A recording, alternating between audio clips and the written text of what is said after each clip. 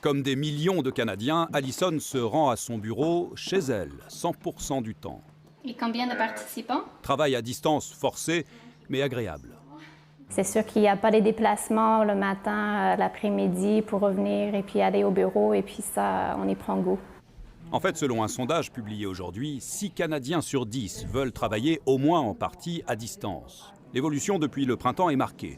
À l'époque, sur 100 personnes, 33 personnes avaient hâte de retourner au travail. Aujourd'hui, les études nous montrent que c'est juste un pourcentage de 14% qui ont vraiment envie de retourner.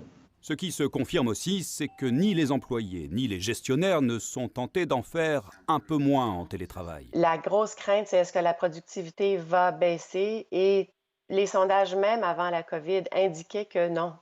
Même beaucoup de recherches indiquaient qu'à la rigueur, la productivité avait augmenté. Et aujourd'hui, 18% des Québécois ne veulent pas revenir au bureau. Même proportion en Ontario.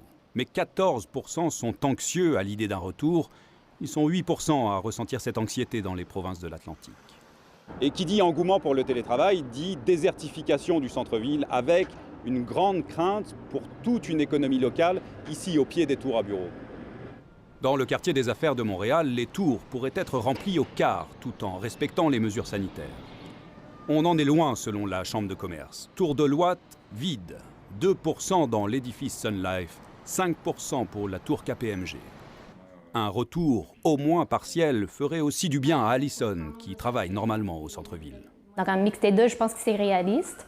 On va voir ce qui va se passer dans les prochains mois. Je pense que personne ne sait ce qui va arriver, donc on va s'ajuster. Ici Mathieu Prost, Radio-Canada, Montréal.